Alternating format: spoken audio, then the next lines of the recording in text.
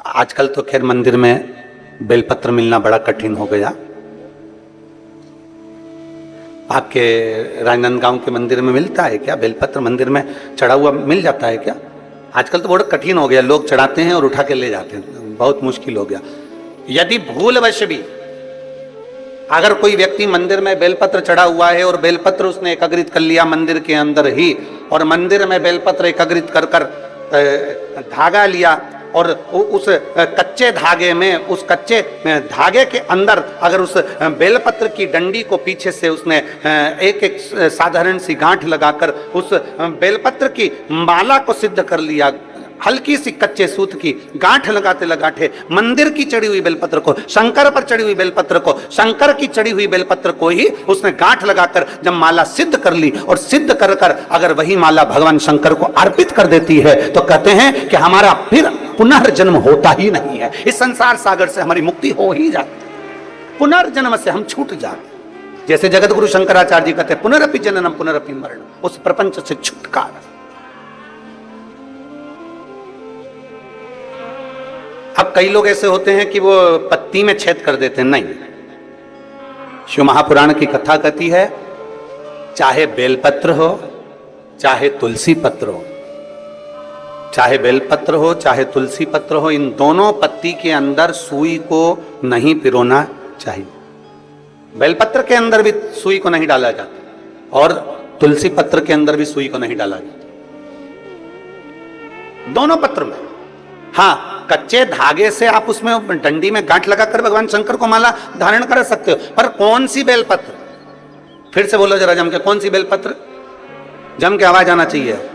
जो शंकर भगवान पर चढ़ी हुई है वही बेल धोया, माला सिद्ध करी और वही माला मेरे देवाधिदेव महादेव को समर्पित कर दी, वही माला। नमामि शमीशा निर्वाण रूपम विभुम व्यापकम ब्रह्मवेद स्वरूपम। नमामि शमीशा निर्वाण रूपम विभुम व्यापकम ब्रह्मवेद स्वरूपम। नमः शिवाय ओम नमः शिवाय, नमः शिवाय ओम नमः शिवाय। नमामि शमीशा निर्वाण रूपम विभुम व्यापकम ब्रह्मवेद स्वरूपम। नमामि शमीशा निर्वाण रूपम विभुम व्यापकम ब्रह्मवेद। शिव को चढ़ा हुआ पुष्प शंकर को वापिस समर्पित, शंकर का बेलपत्र शंकर को वापिस समर्पित। तेरा तुझको अर्पण, क्या लागे मेरा, मेरा है क्या?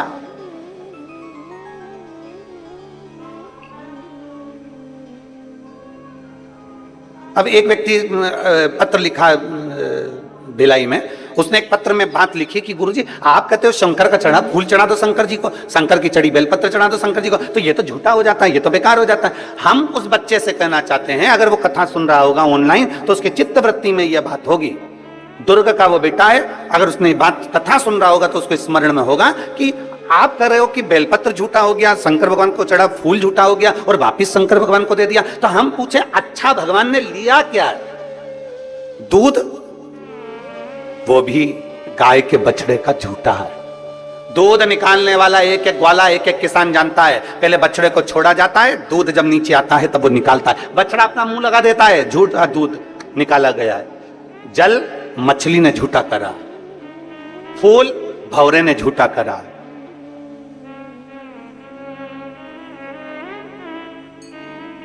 और जब मेरा भोलेनाथ झूठा जल स्वीकार कर सकता है, झूठा फूल स्वीकार कर सकता है, झूठा दूध स्वीकार कर सकता है, तो अपन कौन से सत्यवान है?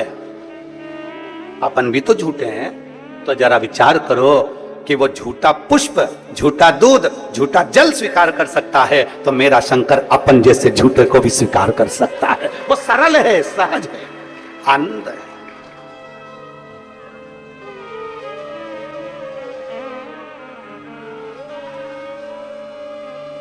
जो बहुत भगवान के सामने जब भी जाओ ना, पूरा पूरा अपना अभिमान, पूरा अहंकार, पूरी अभिमत्ता सब बाहर छोड़ दो, सब कुछ बाहर। अपनी अभिमत्ता अपन को लेकर परमात्मा के पास जाना ही नहीं है। निर्मल होकर जाइए, एकदम सहज होकर जाइए। आप ऑफिसर अपनी जगह पर, आप मिनिस्टर अपनी जगह पर, आप आपका पद, आपका धन, आपकी दौलत अपनी जगह पर शिव के सामने सब शून्य है, शंकर के सामने सब शून्य।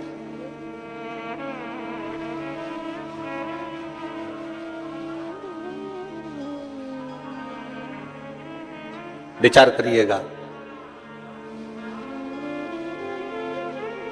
बच्चा कहता है कि सब ये झूठा, हम कहते हैं झूठा नहीं, भगवान उसको स्वीकार करते हैं। एक शंकर पर चढ़ी हुई बेलपत्र 5, 7, 8, 15, 20 मिल भी गई और उसकी अपने माला तैयार करके शिव को समर्पित भी कर दी, तो ये श्रेष्ठता है उसमें।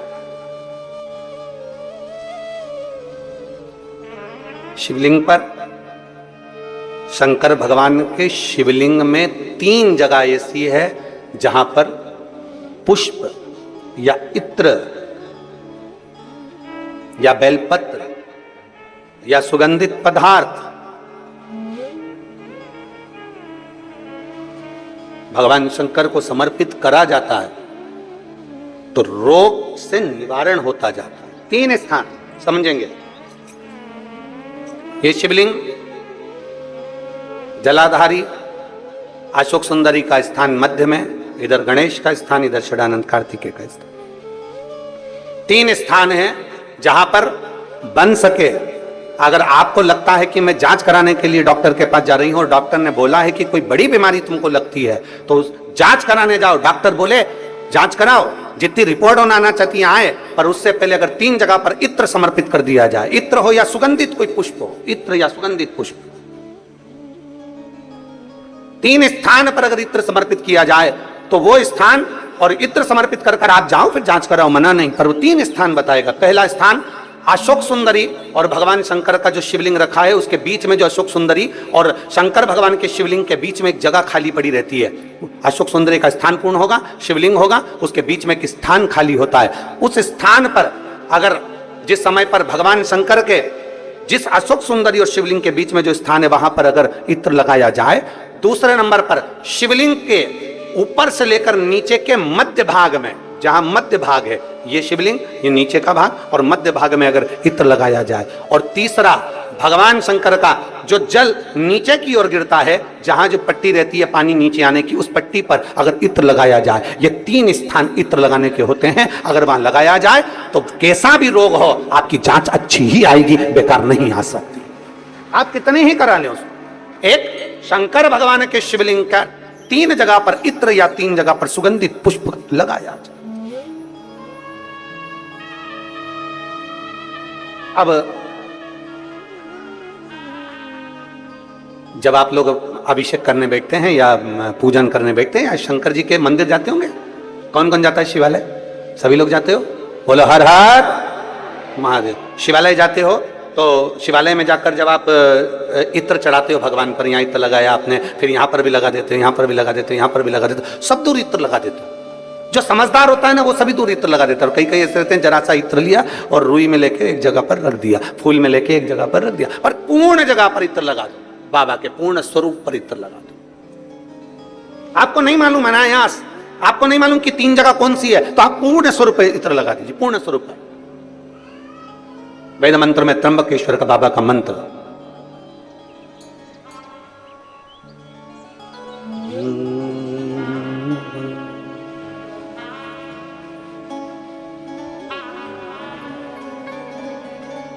महामृत्युंजय मंत्र, वेद मंत्र का बड़ा सुंदर मंत्र, जिसका हम उच्चारण पूर्ण रूप से नहीं करते हैं व्यासपीठ से, उसको हम मंत्र को मन में गुनगुनाते हैं। एक बार आप भी बाबा के मंत्र को मन में गुनगुनाइए।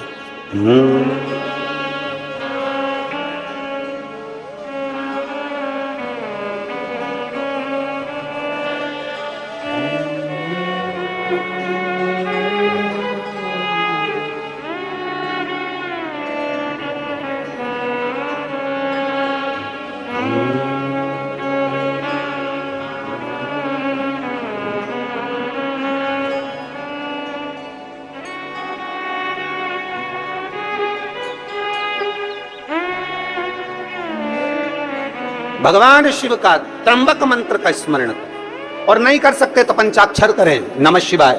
नहीं कर सकते षडाक्षर करें, ओम नमः शिवाय। नहीं कर सकते तो श्री शिवाय नमस्तुभ्यम का स्मरण करें। आपको नहीं ज्ञात 3 जगह का वर्णन।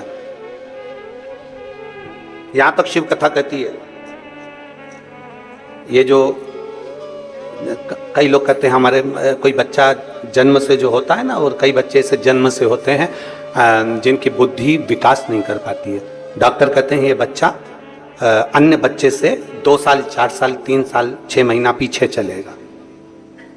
अब माँ सोचती है मेरा बेटा 2 साल 4 साल 6 साल पीछे अन्य बच्चों से।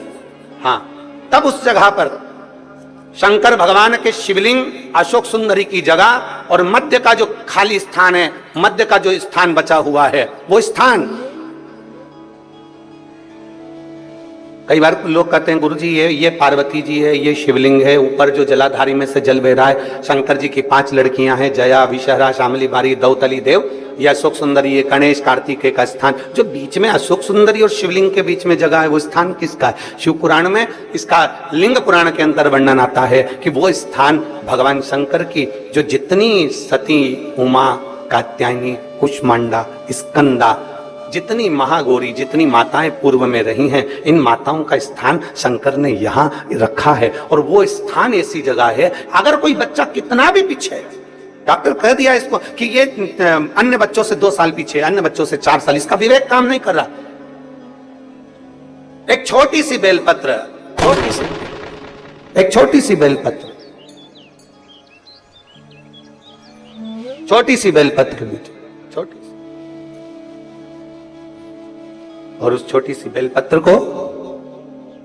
बेलपत्र को उस स्थान पर अशोक सुंदरी की ओर डंडी कर उस स्थान पर छोटी सी बेलपत्र को रखिए और 3 बार उसी स्थान पर जल समर्पित कर वही बेलपत्र बेटे को लाकर बच्चे को, वो खाए ना तो पीस कर कैसे भी उस बच्चे को धीरे धीरे देना चालू करिए। आप खुद अंतर देखेंगे कि 3 महीने 4 महीने में उसका विभाग, उसके विवेक में, उसकी बुद्धि में अंतर आया कि नहीं। वो स्थान की मूलता, वो स्थान की। और शंभु शरणे पड़ी मांगू घड़ी रे, दुख काटो दया करी ने दर्शन को। शंभु शरणे पड़ी मांगू घड़ी रे, दुख काटो दया करी दर्शन। एक भरोसा अपने भीतर प्रकट कर लो कि मुझे शिव के मंदिर में जाकर यह नियम बनाना है कि शंकर के ये अशोक सुंदरी वाली जगह यहाँ इत्र लगाना है, या यहाँ बेलपत्र चढ़ाना है, या यहाँ फूल चढ़ाना है, या यहाँ मुझे जल चढ़ाना है, या मुझे झाड़ू लगाना है, या मुझे पोछा लगाना है, या मुझे शंकर के मंदिर में दीप लगाना है, या शंकर जी की चढ़ी हुई बेलपत्र धोकर शंकर जी को चढ़ाना है, शंकर जी की माला तैयार करना है, फूल से श्रृंगार करना है, या शंकर के मंदिर में अगर कहीं कचरा है तो उसको झाड़ू से झाड़ कर साफ करना है, दीवार भी है तो उसको भी साफ करना है। ये नियम, या मुझे भगवान शंकर के मंदिर का ये नियम मैं ले रही हूं, ये नियम में।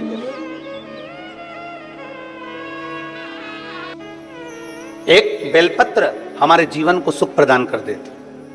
हम शंकर भगवान का 1 लोटा जल समर्पित करते हैं, शिव की भक्ति करते हैं, शंकर को 1 लोटा जल चढ़ाते हैं, वो हमें कितना फल देती है, कितना फल देती है। एक कथा आती है, बड़ी सुंदर प्रसंग है, जरा स्मरण करिएगा सभी, जितने चैनल पर कथा सुन रहे हैं, जितने ऑनलाइन कथा सुन रहे हैं, सब अपनी चित्तवृत्ति में रखिएगा इस कथा।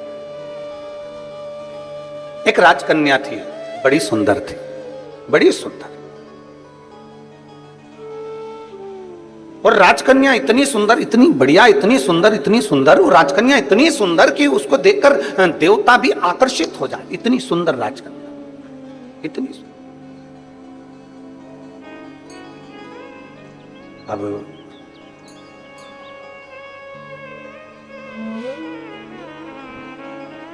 कन्या सुंदर थी, राजा को चिंता लग गई जब कन्या बड़ी हो गई।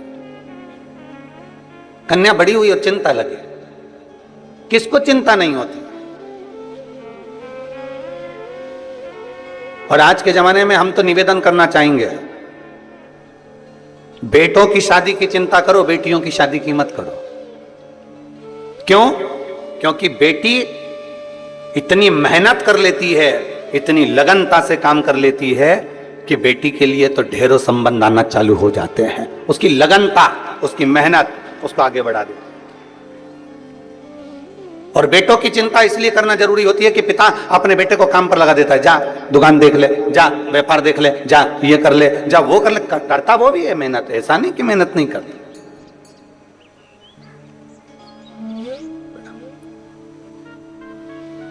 करता वो भी मेहनत है, बिठाओ भी। ऐसा नहीं कि वो मेहनत नहीं करता है, उसके पास में मेहनत करने का कुछ क्रम नहीं होता, वो मेहनत करता है, करता। पर चिंता हमें बेटी की नहीं, चिंता हमें बेटे की रहे। बेटी अगर लगनता से मेहनत कर रही है, अपने पिता के कार्य के प्रति जागरूक है, अपने पिता के वचन के प्रति जागरूक है और अपने पिता के बोले हुए शब्द के प्रति जागरूक है, तो फिर बेटी की चिंता नहीं रहती, फिर बेटी की चिंता नहीं। शिव पुराण कह रही है, भगवान शंकर का संवाद कर रहा है, भगवान उगड़दानी का संवाद कर रहा है, भगवान शंकर की पावन कथा कर रही है। राजकन्या इतनी सुंदर थी, इतनी सुंदर राजकन्या कि उसको देखकर देवता भी आकर्षित हो जाए, इतनी सुंदरता उस राजकन्या में, इतनी सुंदर। और फिर निवेदन आप सबसे, क्रीम की चमक कुछ दिन की रहती है, और यदि अच्छे कर्म करे हैं तो वो चमक तुम्हारे मरते दम तक रहती है, वो अंतिम समय तक है। बोल बम का नारा है, इतना धीमे बोलोगे तो कल्याण तुम्हारा है। बोल बम का नारा है, सारी समस्या का हल। क्रीम की चमक थोड़े दिन की है, पर अच्छे कर्म की चमक तुम्हारी जिंदगी भर की है, जीवन भर की।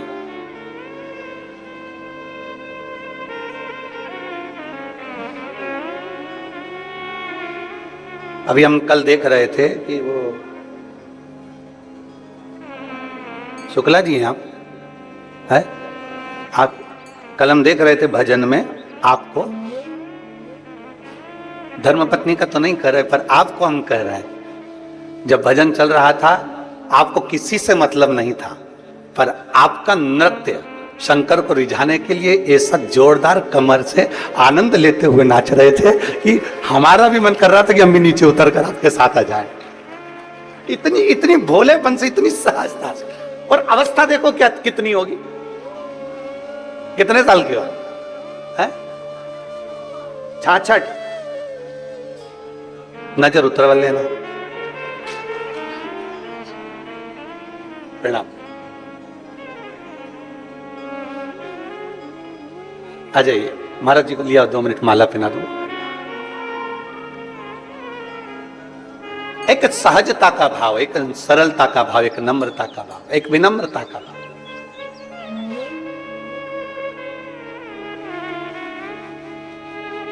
और जब अपने भीतर की सरलता होती है ना, अपने भीतर का जब भोलापन होता है, अपने भीतर की जब सहजता होती है ना, तो शिव पुराण कहती है शंकर भगवान को जितना जल प्रिय नहीं, जितना दूध प्रिय नहीं, जितना पंचामृत प्रिय नहीं, जितना सामग्री बेलपत्र प्रिय नहीं, जितनी कोई वस्तु प्रिय नहीं, शिव जी कहते हैं मुझे सबसे ज्यादा व्यक्ति का भोलापन प्रिय है। शंकर को सहजता।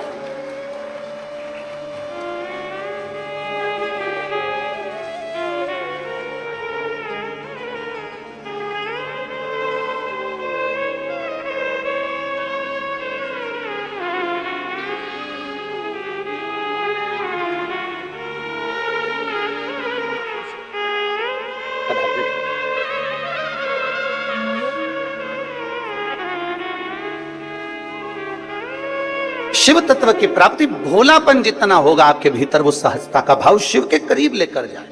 जितने भोले होगे आप उतने शंकर के पास हो। पर निवेदन एक ही है,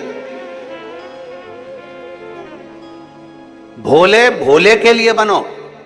संसार के लिए भोले बन जाओगे तो लोग तुम्हें पीछे धकाना चालू कर देंगे और एक कोने में ले जाकर छोड़ देंगे। फिर निवेदन करूंगा, फिर निवेदन, भोले भोले के लिए बनो।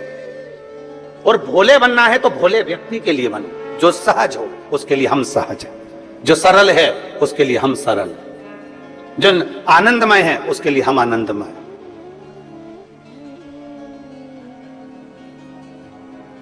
राजकन्या बड़ी सुंदर थी, देवता भी उसको देखकर आकर्षित हो जाए, इतनी सुंदर थी।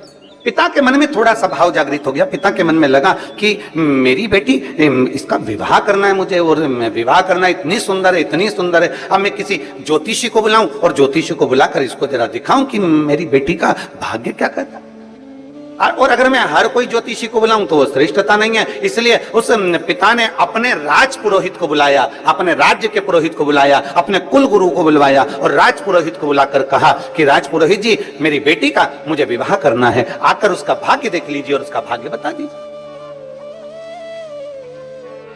और बेटी, राजकन्या का एक नियम सबसे प्रबल था, सबसे प्रबल नियम था राजकन्या का कि वो शंकर के मंदिर के पुष्प को उठाकर उन्हीं पुष्प की माला बनाकर, उन्हीं पुष्प का श्रृंगार बनाकर शंकर को पिना देती थी, शिवलिंग का श्रृंगार कर देती उसी पुष्प से।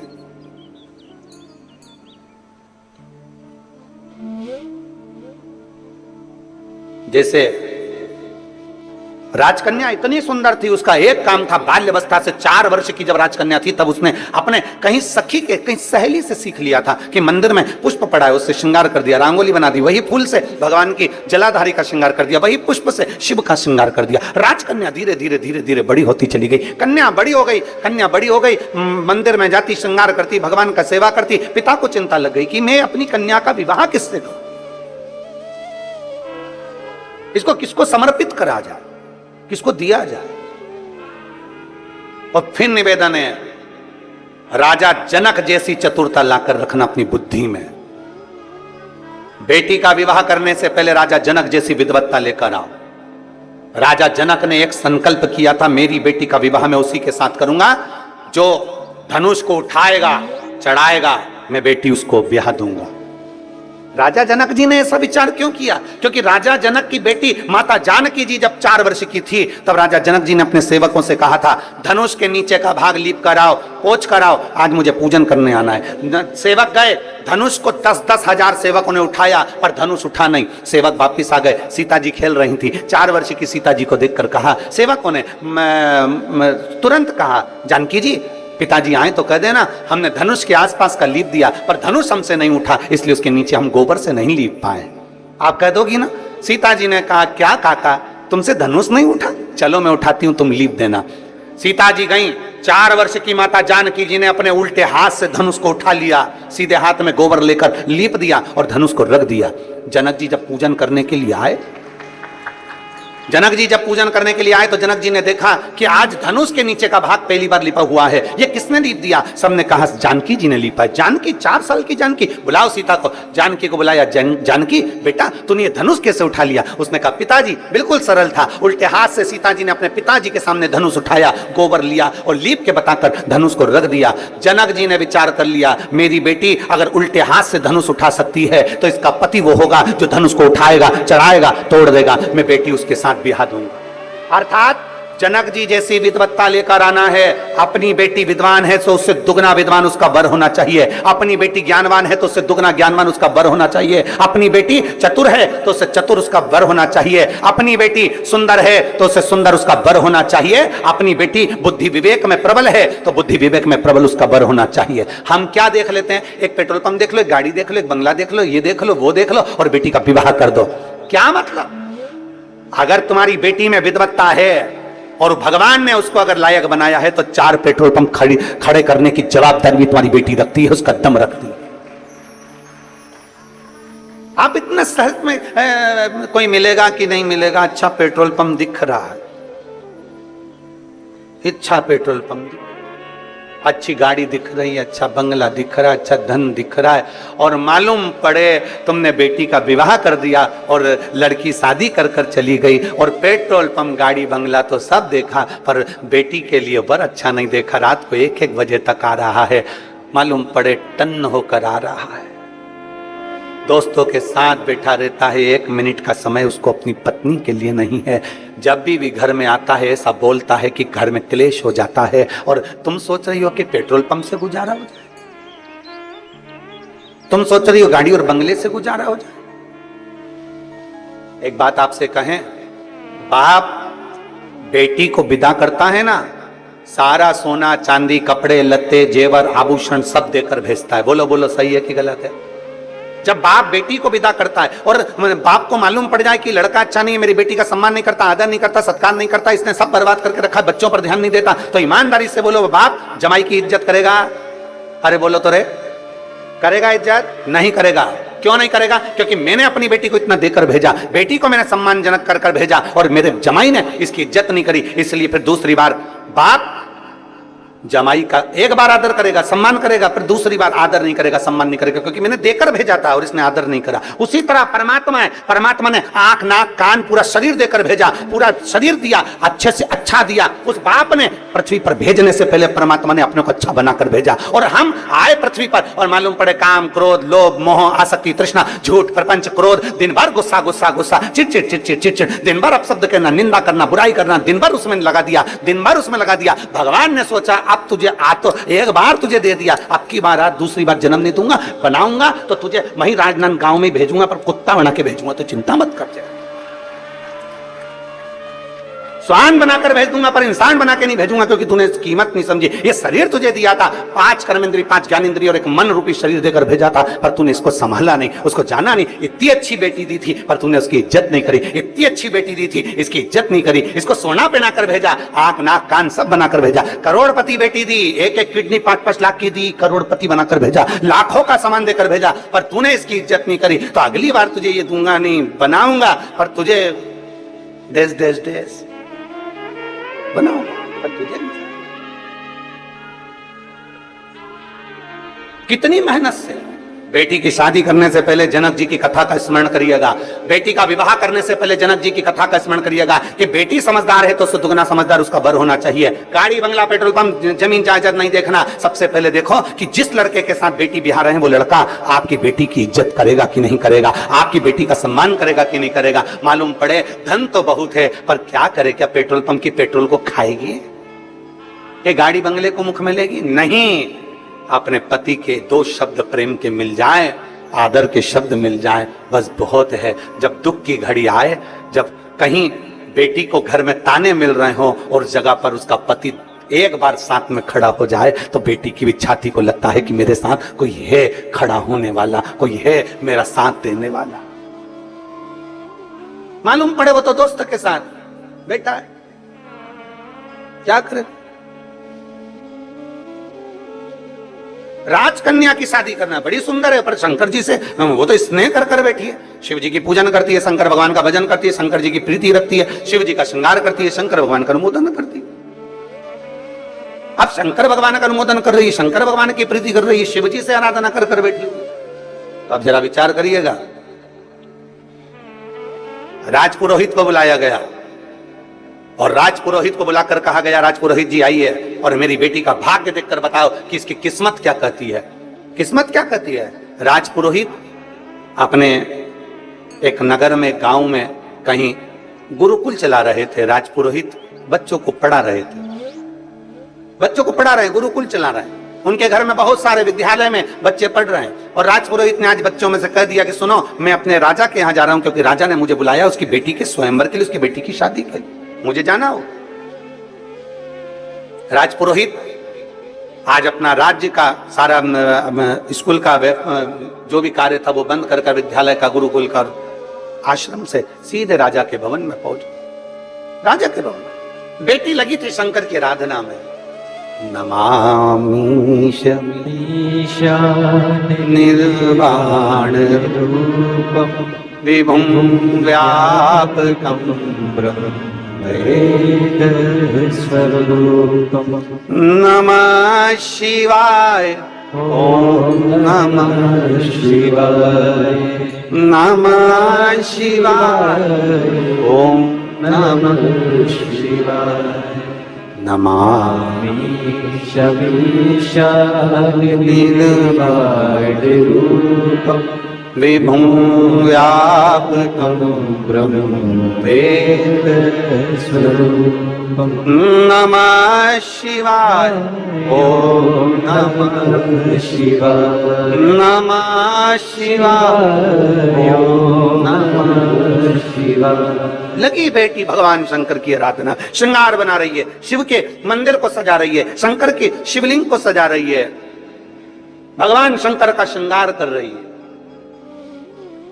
शिव का वो राजकुमारी का नियम भगवान शंकर की आराधना, भगवान शिव की भक्ति करना, भगवान शंकर की आराधना करना, भगवान शिव की भक्ति करना। राजपुरोहित आ गए, राजपुरोहित आए, राजभवन में प्रवेश किया। राजपुरोहित ने राजभवन में प्रवेश किया तो राजा ने उनका आदर करा, सम्मान करा, सत्कार करा, क्योंकि राजपुरोहित प्रणाम करना जरूरी है। कोई विद्वत जन आए, कोई संत साधु आए, कोई गुरुजन आए, कोई महात्मा आए, कोई संत आए, ये आपके और हमारे भी मन में होना चाहिए कि हम उसको नमन करें, प्रणाम करें, उसका सत्कार करें, प्रणाम। और केवल इनसे ही मतलब नहीं, घर का बुजुर्ग भी आए, घर का बड़ा भी आए, माता पिता भी आए, कोई बुजुर्ग आ गया तो उसका भी आदर, उसका आदर सत्कार।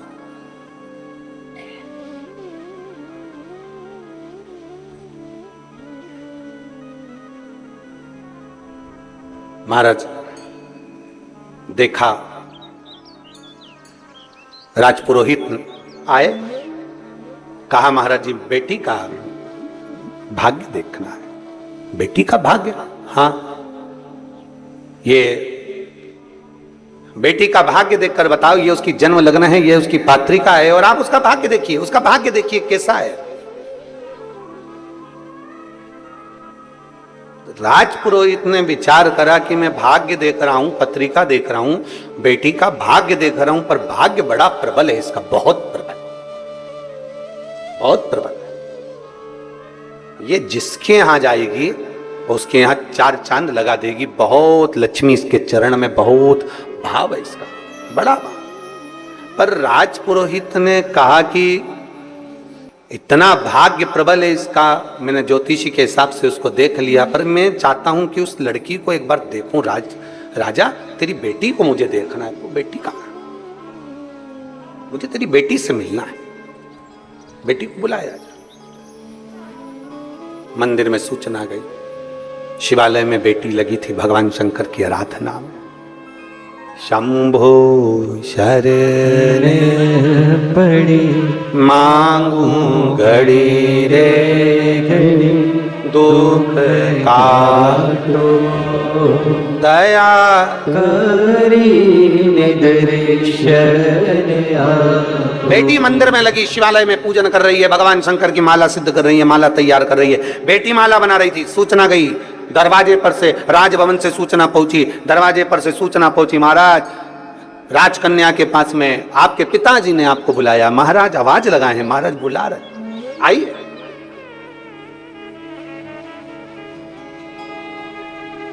बेटी ने आवाज लगाकर कहा, पिताजी से कह दो जब तक माला सिद्ध नहीं हो जाती तब तक मैं नहीं आती। जब तक माला सिद्ध नहीं होती तब तक मैं नहीं आती।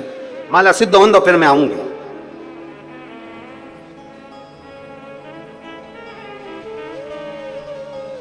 देवाधिदेव महादेव का श्रृंगार कर रही है, माला सिद्ध कर रही है। फिर निवेदन मेरी जीजियों से, मेरे जीजाओं से, मेरी बेटियों से, मेरे बेटाओं से, मेरी माताओं से, फिर निवेदन राष्ट्र के सारे श्रोता भाई बहनों से निवेदन है। शंकर के मंदिर जाने का तुम्हारा नियम है ना, कितना भी काम पड़ा रहे, शंकर के मंदिर जाने के नियम को तोड़ना मत, जाते रहो, उसके दरवाजे पर पहुंचते रहो। शिव मंदिर जाने के नियम को प्रबल कर लो, पक्का करो एक नियम। जब तुम्हारा नियम पक्का हो जाएगा तो अपने आप सब कार्य हो जाएगा। क्या नियम हमारे कार्य को प्रबल बना सकता? क्यों नहीं बना सकता। एक व्यक्ति ने सुन लिया कि कोई नियम लेना चाहिए, एक गुरुजी ने कह दिया नियम ले, कोई सा भी नियम ले, पर ले। तो उस व्यक्ति ने नियम ले लिया कि मेरे पास में कुमार रहता है, मैं सुबह से कुमार का मुंह देखूंगा। घड़ा बनाने वाला कुमार, मिट्टी के बर्तन बनाने वाला कुमार, उसका मैं मुंह देखूंगा। नियम ले कोई सा भी, उसने नियम ले लिया, जब तक मिट्टी के बर्तन बनाने वाले कुमार का, मेरे पड़ोसी का मुंह नहीं देख लूं तब तक मैं खाना नहीं खाऊंगा। नियम लिया। अब रोज नियम से कुमार का मुंह देखता। एक दिन 8 महीने 15 महीने निकल गया, 8-15 महीने निकलने के बाद 1 साल पूरा निकल गया। कुमार का मुंह देखते देखते देखते मुख निकलने समय निकल गया। एक दिन कुमार कहीं चले गया और वो दिखा ही नहीं। 2 बार 3 बार देखा, दिखा ही नहीं। मैं रोटी कैसे खाऊं, भूख लग रही इसको। इसने कुमार के घर गया, उसकी पत्नी से पूछा क्यों तुम्हारा पति कहाँ गया? तो कहे वो मिट्टी लेने गए हैं बर्तन बनाने के लिए। कहाँ गए? वो दूसरे गांव में। वो ढूंढता ढूंढता उस गांव में चले गया। आज कुमार का भाग्य ऐसा था कि वो मिट्टी खोद रहा था, उसमें उसको सोने का हंडा निकल गया था और ये पहुंच गया इतने में। जैसे ही पहुंचा, इसने सोने का अंडा नहीं देखा, इसने तो बस कुमार को देखा, और कुमार को देखते ही बोला देख लिया देख लिया देख लिया। कुमार को लगा सोने का अंडा मिला, इसने अंडे को देख लिया। कुमार अंडा लेके उसके पीछे पीछे भागा। भैया भैया तेरे से निवेदन है, किसी से मत कहना। क्या नहीं कहना, बस जो मिला है अपन दोनों आधा आधा बांट लेंगे, पर किसी से मत कहना। अपन दोनों आधा आधा बांट लेंगे, पर किसी से मत कहना। उस व्यक्ति ने पूछा किसका नहीं कहना, क्या नहीं कहना? कि मुझे जो सोने का अंडा मिला है उसका मत बोलना, आधा तेरा आधा मेरा, दोनों ने बांट लिया। उस व्यक्ति ने कुम्हार के हाथ जोड़कर कहा भैया मैंने तो एक नियम लिया था, वो नियम था तेरे मुंह देखने का। उस समय भी मैंने अंडा नहीं देखा था, पर तेरा मुंह देखने का नियम मुझे इतना फल जाएगा कि आधा सोना मिल जाएगा, इससे बढ़कर सुख और क्या चाहिए। एक नियम प्रबल कर लो, बड़ा बड़ा प्रबल नियम। रोज मंदिर जाऊंगी, झाड़ू लगाऊंगी, पोछा लगाऊंगी, मंदिर में बाबा का श्रृंगार करूंगी, बाबा को चंदन लगाऊंगी, बाबा को इत्र लगाऊंगी। कुछ नियम अपनी जिंदगी में धारण कर।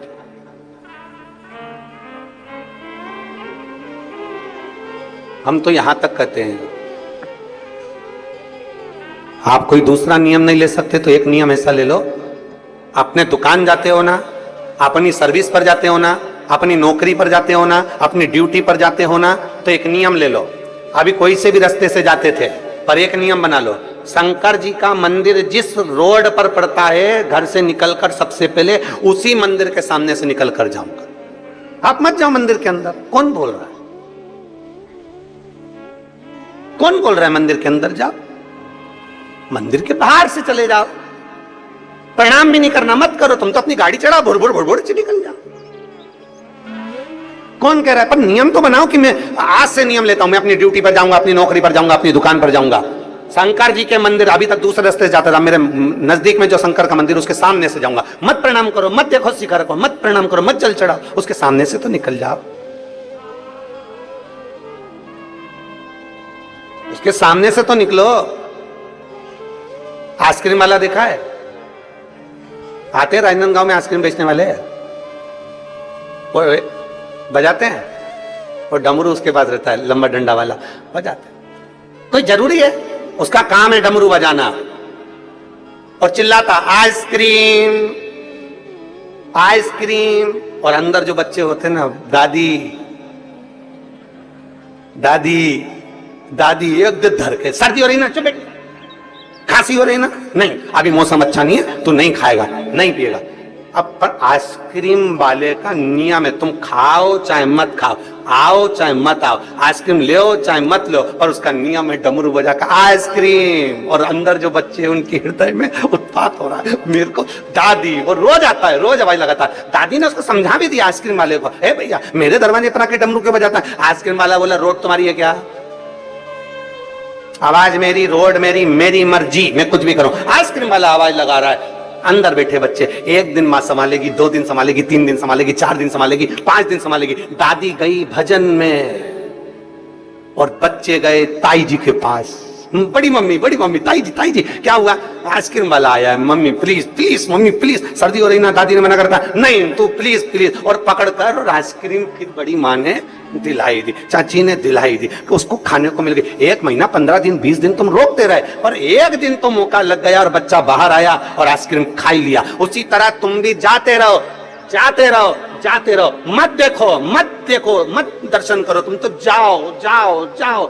एक दिन तो मेरा भोलेनाथ भी सोचेगा ऐसा कहां का आया है रे, मेरी साइड ही नहीं देखता, अब तुझे दिखा के रहूंगा, तो रुक। और एक दिन मेरा भोलेनाथ मंदिर से बाहर निकलकर जोर की धारा कर कर बुलाएगा, तेरा कल्याण।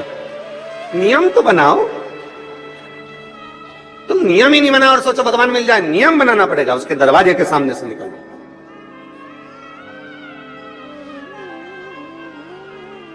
एक कथा बहुत पहले हमने सुनाई थी कि एक भक्त भगवान नहीं सुन रहे थे तो मंदिर जाता था, पर पानी लेकर जाता था, पानी लेकर जाता था, शंकर जी पे नहीं चढ़ाता था।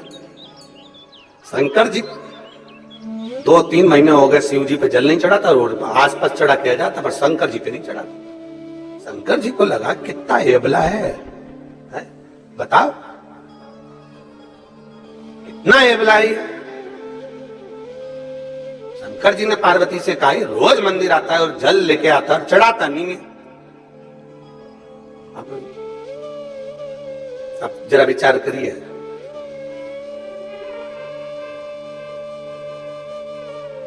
तुम चाहते हो वो जल चढ़ाए, जब लेकर आया है तो चढ़ा, पर नहीं चढ़ा, वो भी हमला नहीं चढ़ा। पार्वती जी से कहा, पार्वती ये मेरे मंदिर में आता है, शिवालय में आता है और जल नहीं चढ़ाता। तो पार्वती जी बोली क्या हुआ नहीं चढ़ाता, तो इतने सारे भी तो चढ़ाते, मत चढ़ा, तो नहीं चढ़ाए तो कौन सी दिक्कत वाली बात है, नहीं चढ़ाना।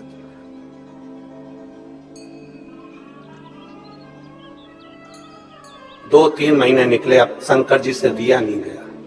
एक दिन शंकर जी उसके पीछे पीछे उसके घर तक चले गए और एक बच्चे का रूप रखकर उसका हाथ पकड़कर बोले, काका तू मंदिर में सब दूर जल चढ़ाता है और मुझे जल नहीं चढ़ाता, शिव को जल नहीं चढ़ाता, क्यों?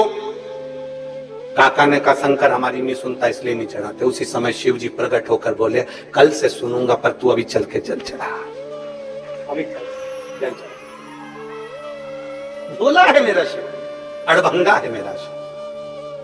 और शीश गंगा की धार, गले सर्पों का महादेव, बोले कैसे करूं तेरी सेवा, तेरी सेवा में जल ले आई, उसे मछली बिछूटा कराई, जल कैसे चढ़ाऊं, बोले कैसे रिझाऊं महादेवा, बोले कैसे करूं तेरी सेवा।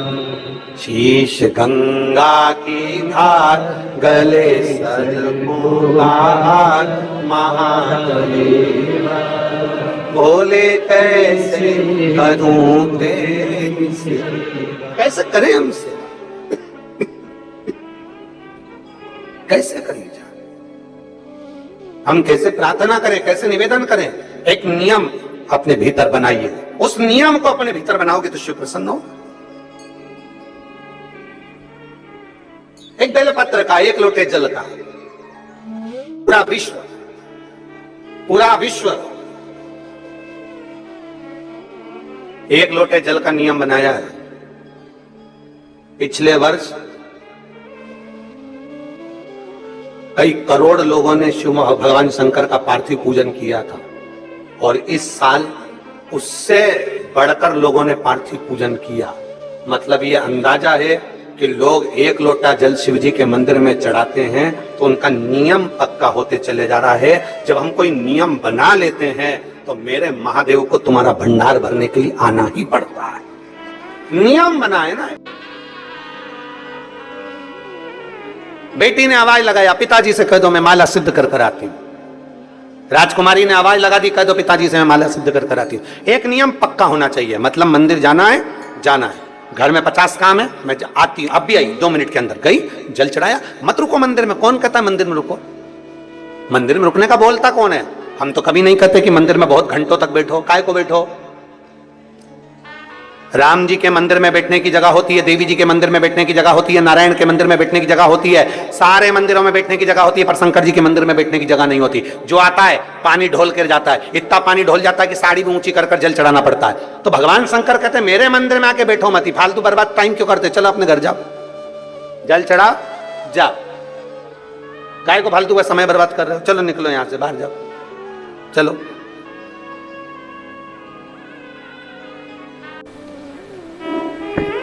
राजकन्या ने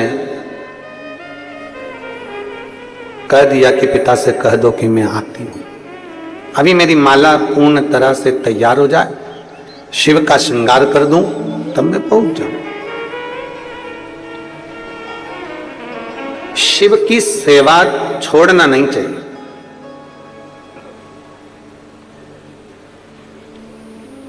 बन सके तो अच्छे से करो। किसी के कहने पर हमने भगवान शंकर की सेवा को छोड़ दिया,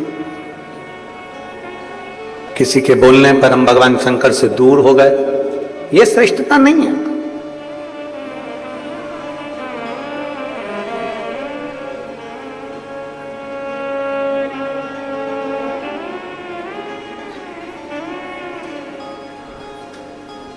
साड़ी खरीदने के लिए दुकान पर जाते हो आप लोग? बोलो तो जम के। एक साड़ी देखकर ही ले आते हो क्या? कितनी साड़ियां देखते हो? कम से कम 5, 7, 10 साड़ी तो देखते हो। और मेरे जीजा उन भी कपड़े खरीदने जाते हैं तो 10 तरह का जीन्स देखते हैं, टी शर्ट देखते हैं, कपड़ा देखते हैं कि भाई ये जो अच्छा लगेगा वही तो लेंगे। बच्चों के लिए कपड़े खरीदने जाते हैं तो 10 तरह का कपड़ा देखते हैं, जो अच्छा लगता है वही तो लेते हैं। आप जरा विचार करिएगा,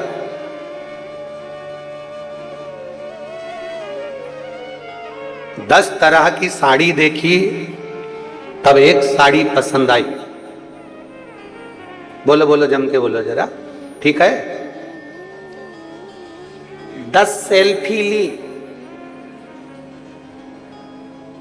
उस सेल्फी में से कोई एक सेल्फी अच्छी आई तो फेसबुक पे डाली। अरे बोलो तो जम के, अपन वो कपड़े वाली बात को छोड़, अपन तो सेल्फी पे आ जाओ।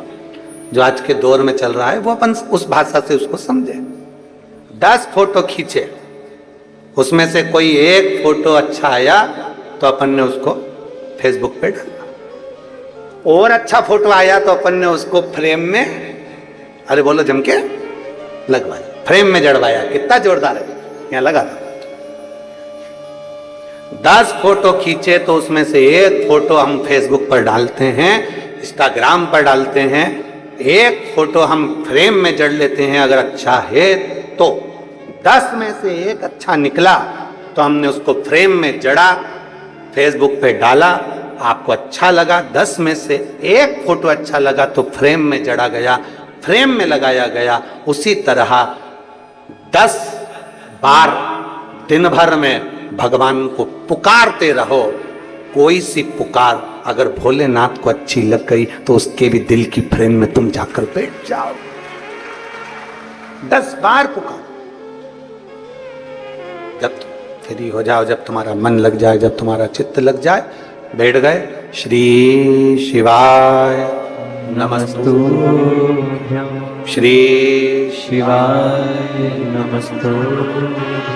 क्यों? कई लोग प्रश्न करते हैं, गुरुजी आप कथा करते हो, कथा के बीच में श्री शिवाय नमस्तुभ्यं बुलवाते हो, ये बार बार कथा के बीच में क्यों बुलवाना? क्योंकि आप 10 बार पुकारोगे, आप 25 बार पुकारोगे, आपकी पुकार में से एक पुकार मेरे शंकर को प्रिय लग जाएगी, मेरे शंकर को पसंद आ जाएगी। और कौन सी पुकार तुम्हारी भगवान शंकर को प्रिय लग जाए? आपका कौन सा फोटो अच्छा आ जाए तो आप उसे फ्रेम में जड़ लेते हो, और भगवान शंकर को कौन सी पुकार अच्छी लग जाए तो भगवान शंकर अपने दिल में जड़ लेते हैं उस फोटो, उस पुकार। आप पुकारते रहो, आप उसको बुलाते रहो, आप उससे विनती करते रहो, आप उससे निवेदन करते रहो, आप उससे कहते रहो, वो आता। जब फ्री मिल जाओ, जब समय मिल जाए, तब उसे पुकारो।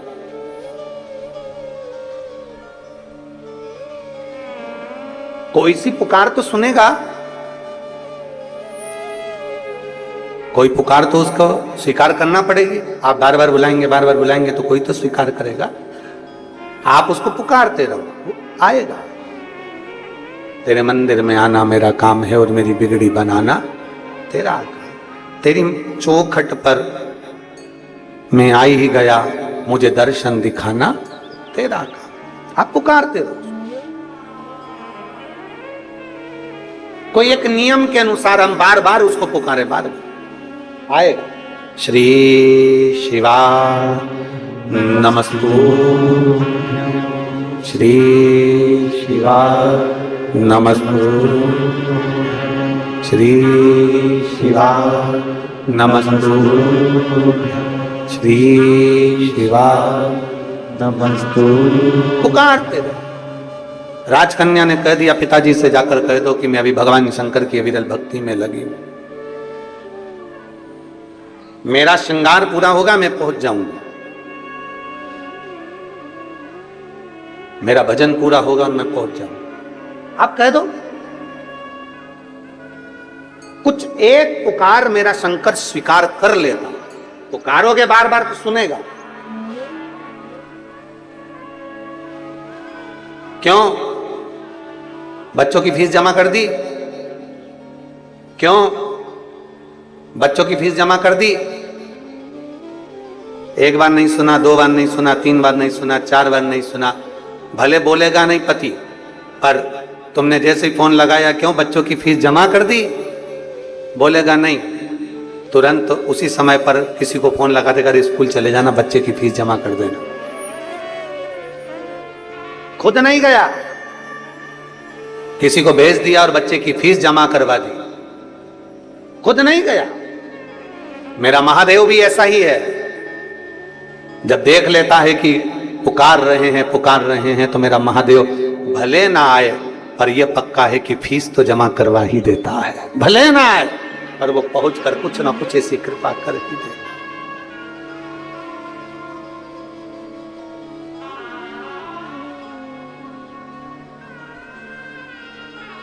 और मैंने तेरे ही भरोसे बाबा, तेरे ही भरोसे हवा बिच उड़ती जवानी, बाबा डोर हथों छड़ी नामे मैं कटी जाऊंगी, भोले मैं तेरी भगत, शंभू मैं तेरी भगत। पिताजी से कह दो मैं आती हूं। बेटी राजकन्या ने भगवान शंकर का श्रृंगार करा। राजपुरोहित पत्रिका देखकर समझ गए कि इसका भाग्य प्रबल है, एक बार लड़की को देख लूं वो कैसी है, उससे मिलूं। राजपुरोहित ने इंतजार किया। राजपुरोहित ने इंतजार किया। बेटी अपनी सहेली के साथ में दौड़ कर आई। श्रृंगार करने के बाद जब बेटी दौड़ कर आई अपनी सहेली के साथ में, दौड़ कर आई,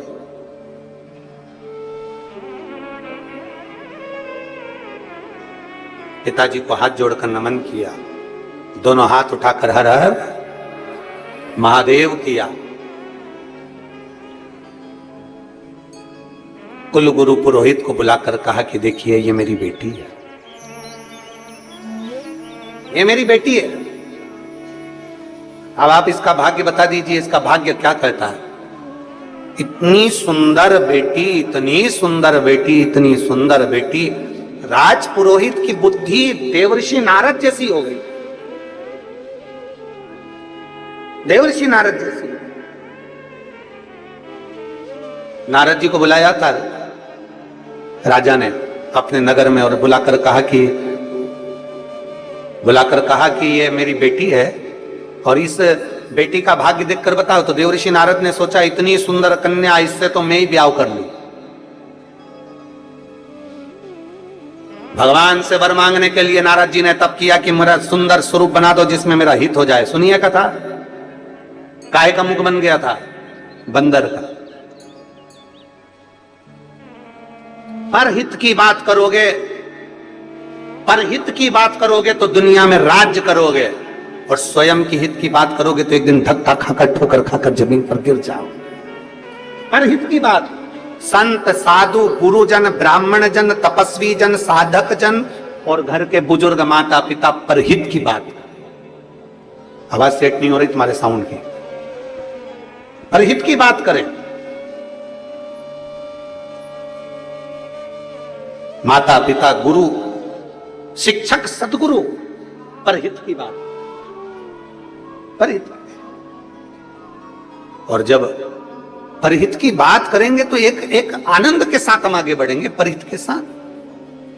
कितना सुंदर हमारा भारत भूमि का एक स्वभाव है, कितनी सुंदर बात है। सर्वे भवन्तु, जम के बोलो जरा, जम के, सर्वे भवन्तु सुखिनः, सब सुखी रहे। धर्म की, आवाज थोड़ी धीमी आ रही है, जरा जम के बोलो, धर्म की, अधर्म का, प्राणियों में विश्व का कल्याण हो। यह हमारा सनातन धर्म कहता है कि विश्व का कल्याण हो।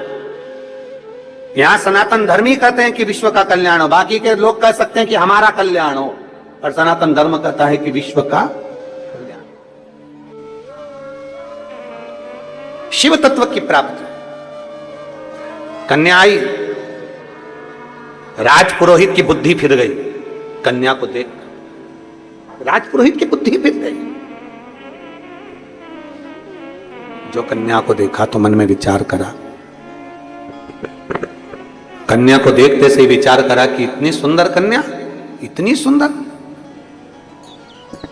मन में आया कि इसका भाग्य इतना प्रबल है, इसका योग इतना प्रबल है, और अगर ये कन्या मेरे से शादी कर ले तो कितना अच्छा हो जाए। अब तू राजपुरोहित है, तू उस राज्य का गुरु है,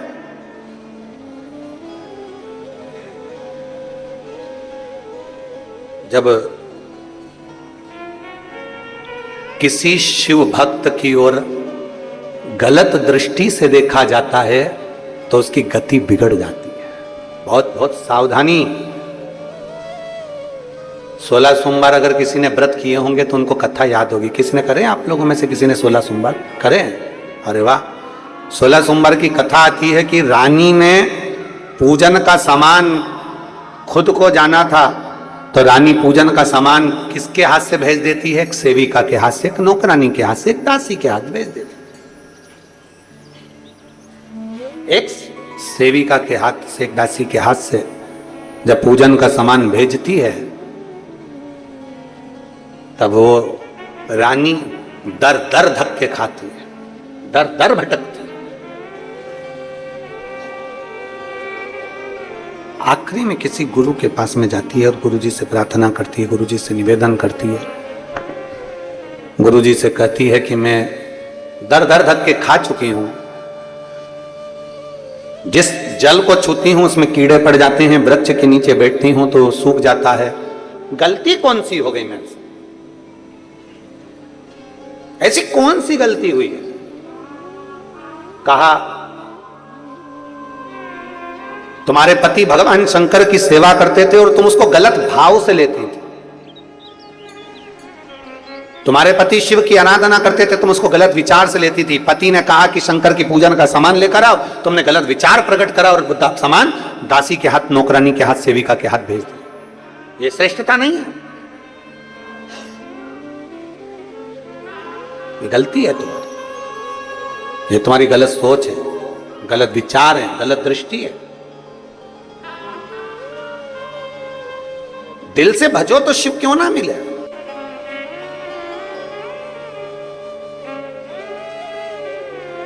बेटी को देखा, शंकर का कोई भक्त उस पर यदि गलत दृष्टि दोगे, गलत विचार करोगे, गलत सोच रखोगे तो यह पक्का है कि भोगना तो पड़ेगा। आज नहीं तो कल भोगो, भोगना।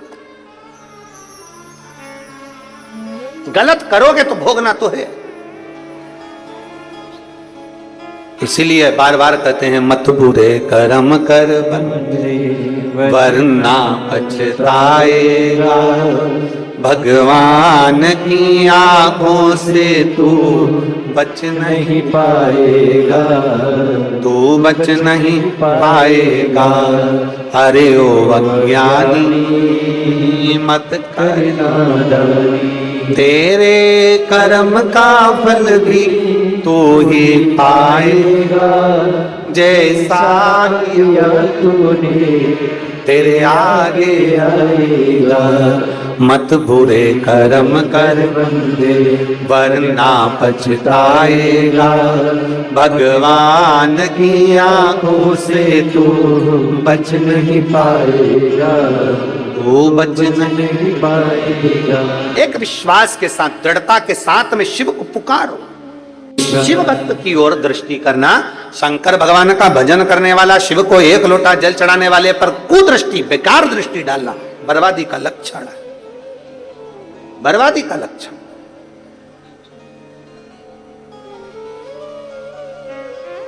राजकन्या को देखकर राजपुरोहित ने सोचा मेरा विवाह हो जाए, जैसे देवर्षि नारद ने विचार कर लिया था कि इस कन्या से तो मेरा विवाह हो जाए। गए भगवान से कहा मेरा जिसमें भला हो ऐसा मेरा मुख बना दो, उनको बंदर का मुख दे दिया। इसके लिए क्या करा भगवान ने?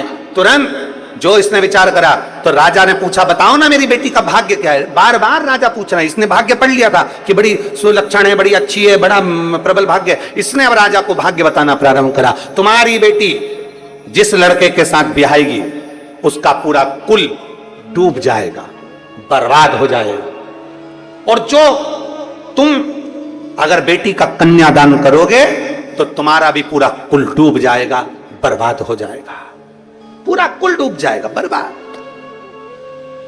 राजा की आंखों में से जल बहने लगा। मेरी बेटी का भाग,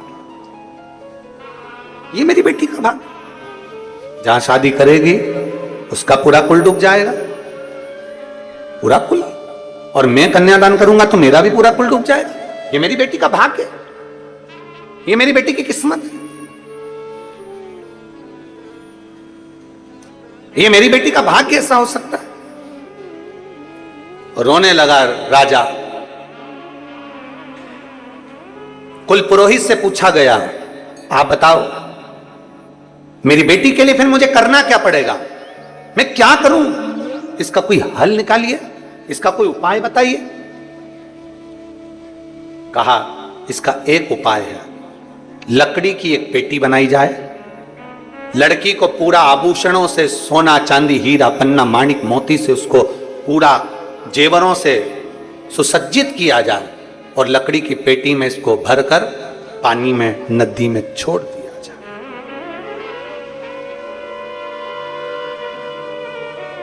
सुसज्जित कर कर आभूषणों से। देखिए जरा, वो लड़की ने रोज शंकर भगवान का श्रृंगार करा था, तो आज पुरोहित ने कह दिया कि इस लड़की को सुसज्जित कर कर, श्रृंगारित कर कर, माणिक मोती सोना चांदी से, अंबारी से सुसज्जित कर कर, उस बेटी को सुसज्जित कर कर, सोना चांदी माणिक मोती से उसको पूरा सजाकर लकड़ी की पेटी में उसको रखकर उसको पानी में बहा दिया जाए। महाराज, मेरी एक ही तो बेटी है, और मेरी एक ही बेटी, और उस एक बेटी को मैं ऐसा कैसे कह सकता हूं। अब आगे तुम्हारी मर्जी है। भय दिखाया,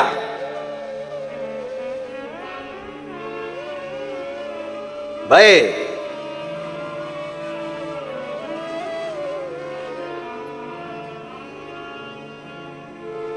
बहुत भय दिखाया, बहुत भय। और फिर निवेदन है,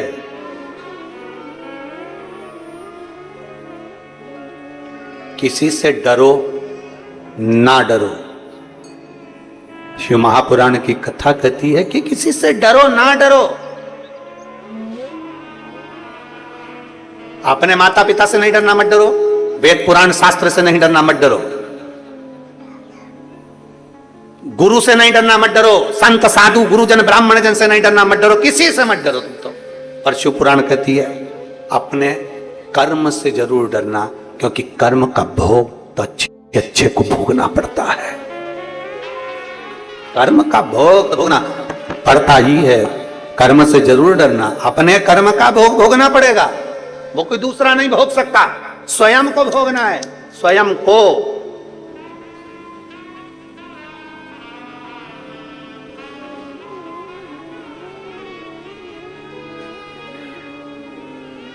कई कथा ऐसी हैं जिसको हम व्यासपीठ से बोलना नहीं चाहते, और यही संसार सागर की, इसी संसार सागर की देखी हुई, आंखों से देखी हुई।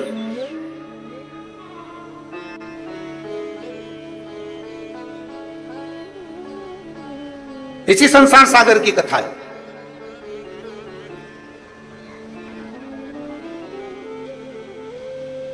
एक एक एक डॉक्टर बड़े प्रसिद्ध हैं, और उन डॉक्टर, प्रसिद्ध डॉक्टर के दरवाजे पर एक नर्स, एक बेटी एक सेवा करती है, सेवा करती है। अब जितने भी मरीज आए ना तो उनको देखकर हंसती, बहुत अच्छा। और उसके रिश्तेदारों से कहती नाटक कर रही है, तो ये तो नाटक कर रही है, ये तो नाटक कर रही है। ये कथा नहीं है, ये उसी ने अपने पत्र में खुद ने लिखा, और हम स्थान का नाम नहीं बताना चाहते। और वो पत्र पढ़ा तो वो नर्स जो थी उसकी भी आंख में जल भरा हुआ था, सिस्टर की आंख में भी जल था, हंसती थी। उसने खुद लिखा कि मेरा दोष है कि मैं दूसरे को देखकर हंसती थी और कहती थी ये बहाने कर रही है, बहाने। गुरुदेव, जब मुझे स्वयं के गर्भाशय में, स्वयं के गर्भाशय में जब गांठ हो गई, और जब गर्भाशय में गांठ हुई और एक नहीं कई गांठें हो गई, और फिर उसका जांच कराया गया, फिर उसकी रिपोर्टें आई, तो मैं खुद रोती थी। हम दुनिया पर हंसते हैं, एक उंगली हमने किसी पर उठाई है तो ये 3 उंगली एक ना एक दिन आपकी ओर जरूर जाएगी, ये निश्चित है। तैयारी कर कर रखो, किसी को अपशब्द बोलने से पहले, किसी को ताना देने से पहले, किसी को आड़ा टेढ़ा कहने से पहले। दूसरे पर उंगली उठाने से पहले अपनी तैयारी कर कर रखना कि तेरी गति क्या होने वाली, स्वयं की गति।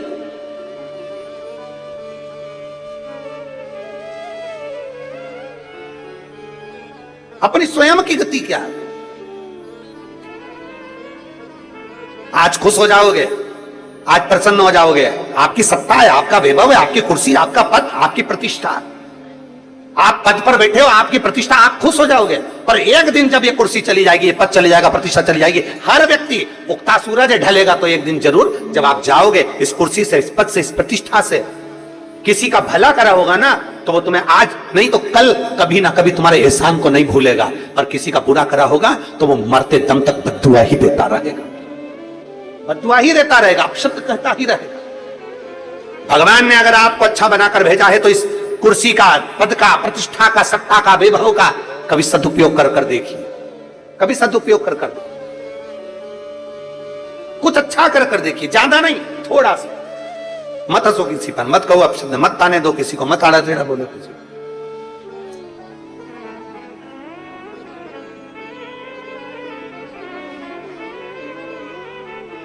ये एक इस व्यासपीठ ने बहुत कुछ देखा है, बहुत कुछ देखा है, बहुत कुछ। एक स्त्री का क्या वर्णन, एक स्त्री पर हंसती है, अरे उसका कर्म ऐसा था इसलिए उसका पति चले गया, उसका कर्म ऐसा था इसलिए उसका पति मर गया, उसका कर्म ऐसा था इसलिए वो ऐसा कर गया। बार बार एक स्त्री दूसरी स्त्री पर ताना दे, या एक व्यक्ति दूसरे व्यक्ति पर ताना दे, और जीवन का क्या भरोसा है, किसने अपनी जिंदगी देखी है। और मालूम पड़े कि उसका, ये देखा हुआ है आंख से, कोरोना में एक बहन बेचारी, उसका पति चले गया और उसको ताना अपशब्द बोला गया, बोलते एक दिन मालूम पड़ा उसका पति बीमार पड़ा, कहीं लकवा लग गया शरीर में, और शरीर में ब्रेन ट्यूमर हो गया और वो चला गया। अब तो दूसरे पर ताना दे रही, तो तुझे क्या दूसरे नहीं देंगे? क्यों अपशब्द कहना, क्यों अपशब्द बोलना? श्रेष्ठ बोलिए, अच्छा बोलिए, जितना बन सकता उतना अच्छा करने का प्रयास करिए। लकड़ी की पेटी बनवाई, आभूषणों से सुसज्जित कर दिया राजा ने, राजा रो रहा है, आज मेरी बेटी का भाग्य कैसा है जरा देखो। सुसज्जित कर कर पेटी में बिठाया, भेज दिया, पानी में छुड़वा दिया। इतने में पुरोहित भागा, राज पुरोहित अपने आश्रम में गया, वहां जाकर बच्चों से कहा आज तुम्हारी छुट्टी है, जाओ नदी में एक पेटी बहकर आएगी, उस पेटी को पकड़ कर लाना, मेरे कक्ष में लाकर रख देना, बाहर से कुंडी लगा देना, कोई कितना भी चिल्लाए, मैं भी बोलूं तो दरवाजा मत खोलना, कोई कितना भी चिल्लाए दरवाजा मत खोलना, कितनी भी चीज पुकार हो तुम खोलना मत ही, और दरवाजा बंद कर देना। बच्चे दौड़कर नदी पर चले गए, पेटी बहती हुई आ रही थी, आगे से पेटी बहती बहती जब आ रही थी, एक राजकुमार अपने घोड़े को नदी में पानी पिला रहा था। उसने उस पेटी को देखा, पेटी देखी तो अपने दूतों से कहा पेटी सुंदर है, उठा कर लाओ। पेटी खींच कर लाए, किनारे पर लाकर पेटी को खोला गया तो उसमें राजकन्या थी। राजकन्या ने राजकुमार को देखा, राजकुमार ने राजकन्या को देखा, देखते से ही राजकुमार ने पूछा तुम कौन हो? कहा मेरा भाग्य बेकार, इसलिए मेरे पिता ने मुझे पेटी में डाल दिया, मेरा पति वही होगा जो मुझे मिल जाएगा, आप इतने प्रिय हैं, मैं आपको अपना पति बनाना चाहती हूँ। राजकुमार ने कहा इतनी सुंदर कन्या मैंने कहीं नहीं देखी, मैं तुमसे शादी करना चाहता हूँ। एक माणिक जड़ित अंगूठी रखी, हाथ पकड़कर 7 फेरे ले लिए और विवाह हो गया। अब राजकन्या ने विचार करा मेरे पिता की पेटी है, इसको खाली कैसे भेज दूं, कुछ तो करिए। राजकुमार ने कहा चिंता मत करो। गया राजकुमार घोड़े पर चढ़कर एक भालू को पकड़कर लाया, पेटी के अंदर भर दिया, भरकर बंद कर दिया, पानी में छोड़, पेटी में बंद करा भालू को और छोड़ दिया। ब्राह्मण बच्चों ने उसको पकड़ा, पकड़कर गुरुजी के आश्रम में ले गए, आश्रम में कमरे में रख दिया। गुरुजी अंदर गए, इन्होंने दरवाजा बंद कर दिया। गुरुजी ने कहा था कोई कितना भी चिल्लाए चीखे मैं भी बोलूं तो दरवाजा मत खोलना। गुरुजी ने जो पेटी खोली, खोलते से इसमें भालू निकला। भालू अंदर इतना कुड़ रहा था कि मैं जंगल में रहने वाला और मुझे बंद कर दिया, छोड़ूंगा नहीं। और भालू जैसे बाहर निकला, निकलते से उसने राजपुरोहित को नोच कर, काट कर चीखता रहा, दरवाजा खोलो, दरवाजा खोलो। कोई नहीं खोला।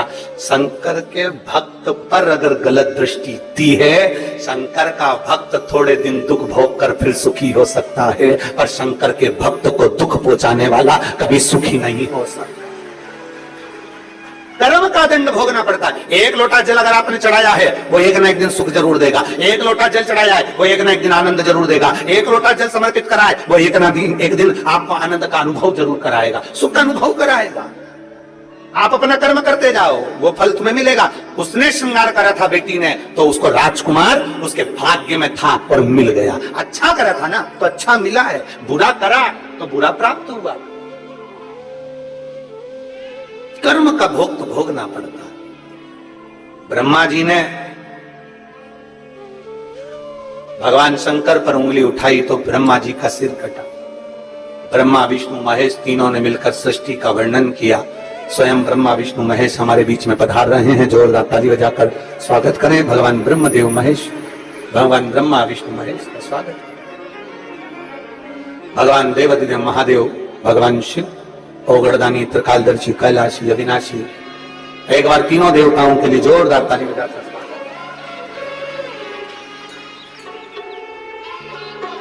कुछ पत्र रह गए हैं जिनको कल पढ़ा जाए। बड़े भाव के साथ आप और हम सब मिलकर भगवान शंकर की पवित्र शिव महापुराण की कथा श्रावण महीने में 5 दिवसीय शिव महापुराण की कथा श्रावण के इस पवित्र महीने में श्रवण कर रहे हैं। भाव भक्ति से